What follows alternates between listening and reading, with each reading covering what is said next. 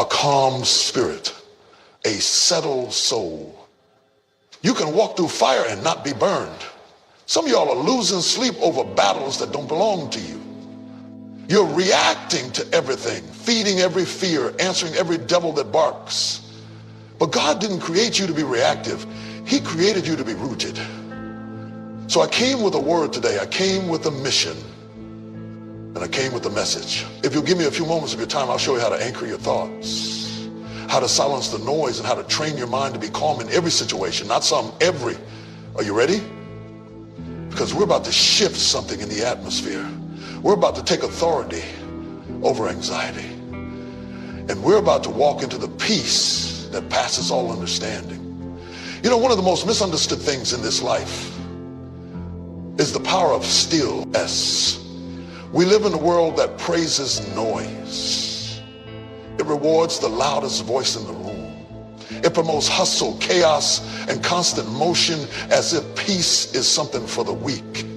But I came to tell somebody today, stillness is not weakness. Stillness is strength. Stillness is the sign that you know who you are and whose you are and whose you are. Stillness means you are rooted deep enough to know that storms can come, winds can blow, and waves can ride. But you're not moved because your faith is anchored in. Some of y'all have been told you always have to respond. You always have to clap back. You always have to defend yourself. But let me ask you something. What if your silence is louder than your words? What if your refusal to panic is your protest against the pressure? What if the enemy's greatest frustration is that no matter what he throws at, I don't know who this is for today, but somebody walked in here carrying chaos in them. Your spirit is noisy. Your heart is racing. Life has been loud lately, and peace feels like a stranger you once knew. But God sent me here to tell you, you can train your mind to be calm in every situation. You see, calmness is not weakness. It's not passivity. It's not giving up. Calmness is power under control. Calmness is strength wrapped in stillness. And if you ever want to win in this life, if you ever want to hear God clearly, think clearly, love clearly, you must first learn to be calm in the chaos. Because storms will come. Oh, they will come. I wish I could promise you a life without storms, but that ain't the truth. Life will shake you, people will try you, pressure will press you. But when you have a trained mind, be the promotion. Calm before the healing. Because if you can't trust God in the valley, you won't really praise him on the mountaintop. Let the world scream. Let the storm roar. Let the haters talk. Let the bank account drop. Let the timeline get messy. I made up my mind. I'm staying still. I'm staying calm. Not because of what I see, but because of what I know. And I know that God is with me. I know that he's still on the throne. I know that he's never lost a battle. And I know that no weapon formed against me shall prosper. You've got to stop giving your peace away so cheap. You're letting too many things rent space in your head for free. Every opinion, every delay, every setback gets a reaction out of you. But when your mind is trained, you know how to choose your battles. You don't fight every fire. You don't. You remain calm. See, when your mind is untrained, every little thing becomes a trigger. Somebody rolls their eyes at you, now your whole day is off. The bills pile up, and now you can't sleep. A delay happens, and suddenly you're doubting everything. That's a sign that your mind is being led by the moment instead of being rooted in the master. Because when your mind is trained, you don't let external situations determine your internal posture. Let me remind you, Jesus was asleep in the boat during the storm. The disciples were losing it. The wind was howling. The water was crashing. But Jesus, asleep, calm, at peace. Because he knew something they didn't know. He had authority over the storm. And I came to tell you, when you know who walks with you, you don't panic over what's around you.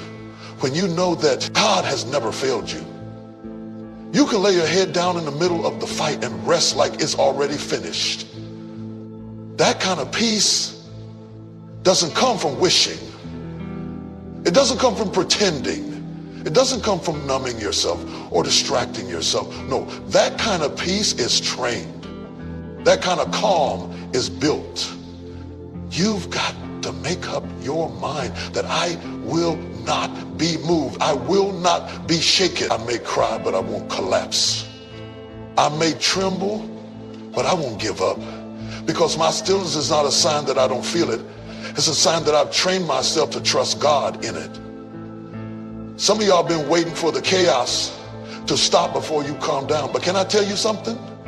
Peace doesn't come when the situation changes. Peace comes when you change. You've got to learn to be calm before the breakthrough. Calm before. You chase every storm. You don't need to explain yourself to everybody. Sometimes your peace is your testimony. Sometimes your calmness is your clapback. Sometimes your silence is your sermon. There's power in being unbothered.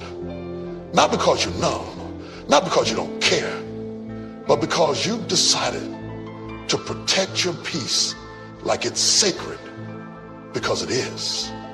You've decided that nothing and no one is worth your sanity. You've decided that no storm will seal what God gave you. You've decided that even if the world is shaking, your soul is secure. And here's the real truth. When you are calm, you can hear God better. You can think clearer. You can discern what's real and what's noise. You can separate fear from faith, emotion from wisdom, pain from purpose. But you've got to quiet your spirit long enough to listen. Here, I'm talking about putting the word of God in your mouth before the lies of the world get in your ears. You can't just react when things fall apart. You've got to build a life that's rooted in peace, rooted in truth, rooted in discipline, so that when the storm comes, it finds you already grounded. That's what spiritual training looks like. It's not dramatic, it's not flashy.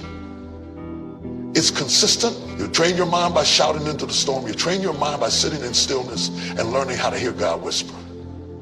You train your mind by telling yourself the truth over and over again until it drowns out every lie. You train your mind by choosing to focus on what's eternal instead of what's urgent. Because everything urgent is not important. Everything loud is not powerful. And everything scary is not real. Ending. We're spiritually reactive. We wait until we're panicking to pray. We wait until we're hurt to listen. We wait until everything's falling apart before we try to stand firm. But let me tell you something. Peace is a discipline. Calmness is a muscle. And if you don't strengthen it in private, it will collapse in public. Every moment you spend in worship is not wasted.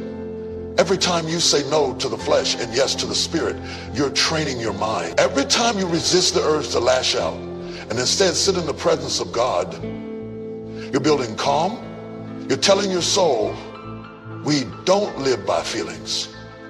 We live by faith. And don't get discouraged if it doesn't happen overnight. Training takes time. Your thoughts have patterns. Your reactions have history. But just like a muscle, the more you work on it, the strong. When your mind is untrained, you can't tell the difference. That's why you need to do the work before the weight hits. You need to plant peace deep in your spirit so it can't be uprooted by pressure. You need to rehearse the promises of God so that when the enemy starts shouting fear, your spirit shouts back with faith. You don't wait until the diagnosis comes to declare your healing. You declare it every morning before anything goes wrong. You don't wait until you're broke to start speaking abundance. You speak it when you have little so that it becomes your mindset no matter the season. You don't wait until somebody betrays you to talk about forgiveness.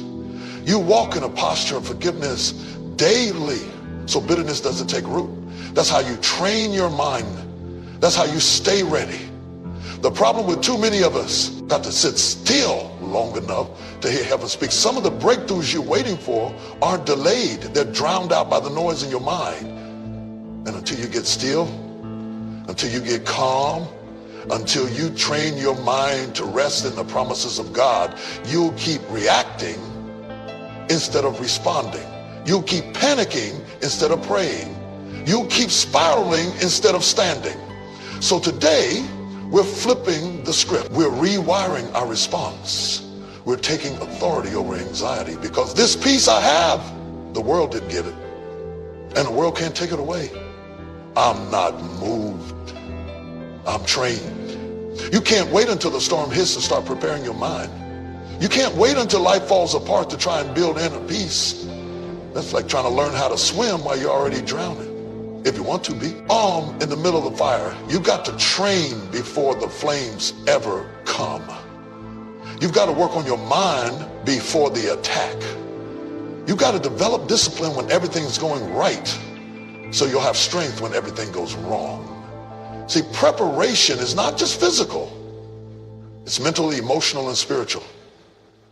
It's what you do when nobody's watching. It's how you talk to yourself in the quiet moment. It's what you feed your spirit when life is still. Because the battlefield isn't out there. It's up here. The war is in your mind. And if you don't train your thoughts will train you. You have to build routines of peace before panic knocks on your door. I'm talking about prayer that isn't just reactive.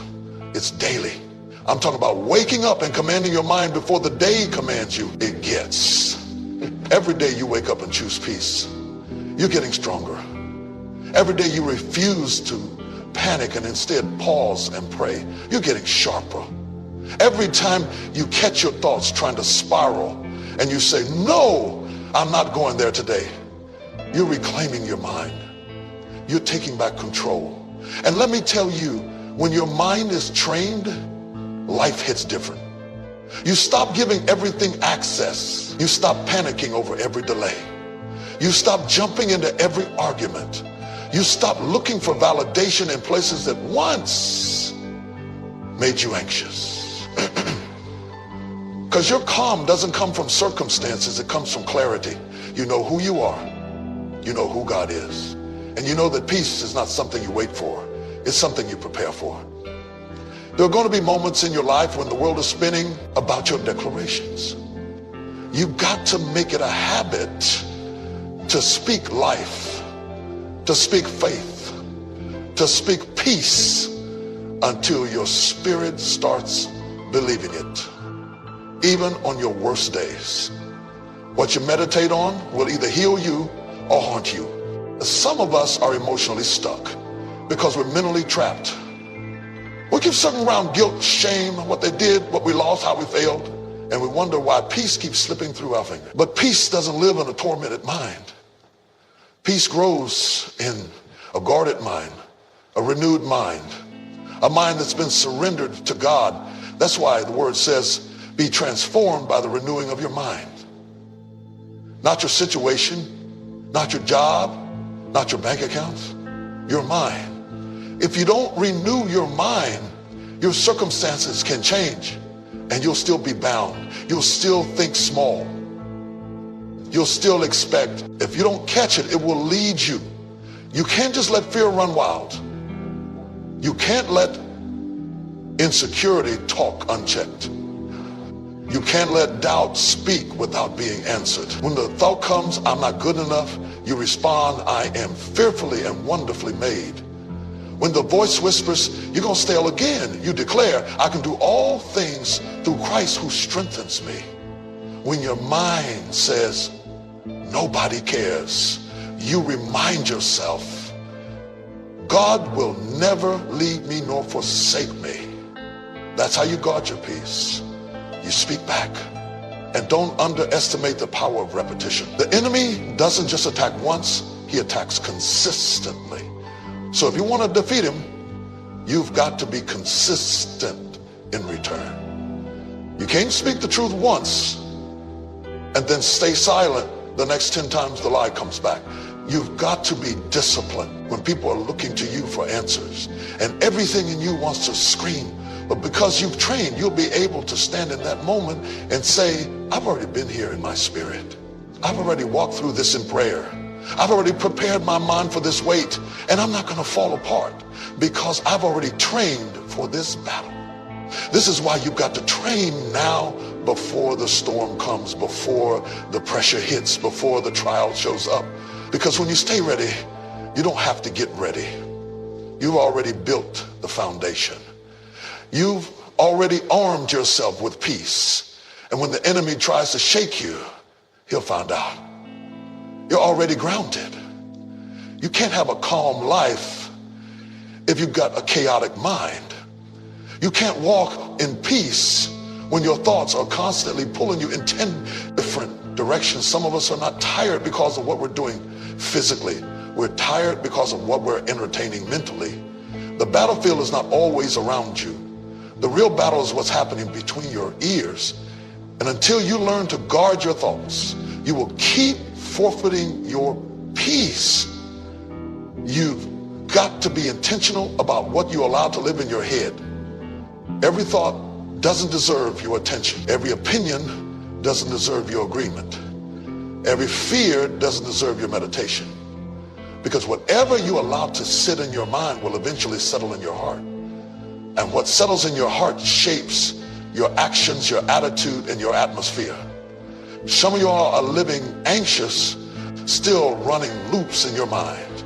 You got imaginations, not even realities. Imaginations stealing your rest. You're preparing for things that may never happen. You're arguing in your mind with people who aren't even thinking about you. And all of that internal noise is robbing you of the calm that God wants you to walk in. But here's the truth. You have the authority to guard your mind. You may not be able to control what shows up at your mental doorstep, but you do get to decide what stays. You don't have to let every thought take root. You don't have to let every lie grow legs. Just because it knocks doesn't mean you have to open the door.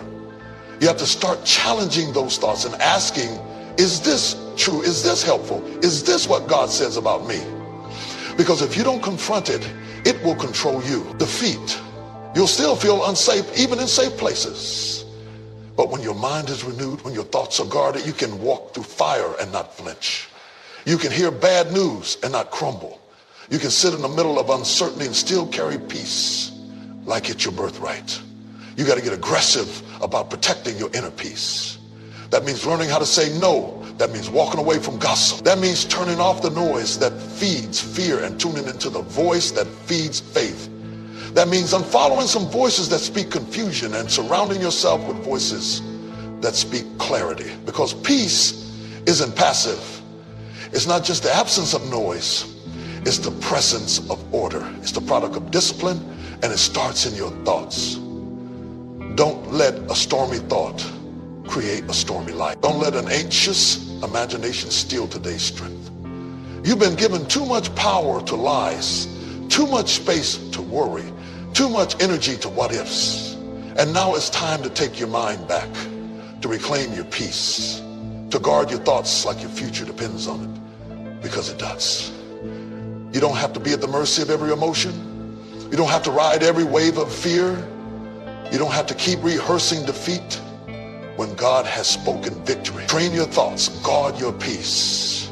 And when the enemy comes knocking, let him find a mind that is calm, covered, and completely convinced that God is still in control. There comes a point in your life when you have to make a decision, not an emotional one, not a circumstantial one, but a spiritual decision. That no matter what happens, you will trust God completely. Not halfway, not when it makes sense, not only when things go your way. I'm talking about a settled, unwavering, deep down in your soul kind of trust that says, even if I don't understand it, even if I don't like it, even if it hurts, I still believe God is working. Because the truth is, trust is what anchors calm. You can't be calm in the storm if you don't believe the one who controls it. You can't rest if you secretly think God forgot about you. You can't walk in peace if deep down you're convinced that things are going to fall apart at any moment. Calmness is the fruit of trust. It's not about how quiet the world gets. It's about how convinced your spirit is that God is still good, even in the dark. Sometimes God doesn't change the situation because he's trying to change your response. It's not always going to, not always a feeling. There are going to be days when everything in you wants to panic, but your spirit has to rise up and say, no, I trust him. I don't have to understand it to believe he's working it for my good. That's the kind of trust that sustains you. That's the kind of trust that calms the chaos inside. That's the kind of trust that gives you a supernatural kind of stillness, even when all hell is breaking loose around you. You can't say you trust God and still try to control everything. You can't say you trust him and then worry yourself sick trying to manipulate the outcome. Trust means you surrender the pen. You stop trying to rewrite the story and start letting him lead. You stop rehearsing your worst case scenarios and start resting in his promises. Because he's never failed you yet, and he's not about to. Hey, stop the storm just because you cry. Sometimes he lets it rage just long enough to show you that the storm can't shake what's built on faith. You've got to trust that God knows what he's doing even when you don't see the full picture. You've got to trust that his silence doesn't mean absence. His delays aren't denials, and his plan is still good even if it's not your plan. And wait and wonder. I know what it's like to carry questions that don't have clear answers. I know what it's like to stand at a crossroads and not know which way to turn. But let me tell you what I've learned. Peace is not the absence of uncertainty. Peace is the presence of God in the middle of uncertainty. And the more you trust him, the calmer you become. Trust is a choice. Some of us trust God for salvation, but not for provision. We trust him with eternity, but not with today. We trust him with our souls, but not with our situation. But God didn't call you to half trust him. He wants your whole heart. He wants your full surrender. Not because he needs control. He already has it, but because you need the release. You need the freedom that comes from letting go. You need the peace that comes from saying, I don't know how, I don't know when, but I know who. When your trust is in God, you don't have to panic about people. You don't have to chase validation. You don't have to fear the future. You don't have to keep your guard up all the time because you're scared something will fall apart. When your trust is real, your rest is deep.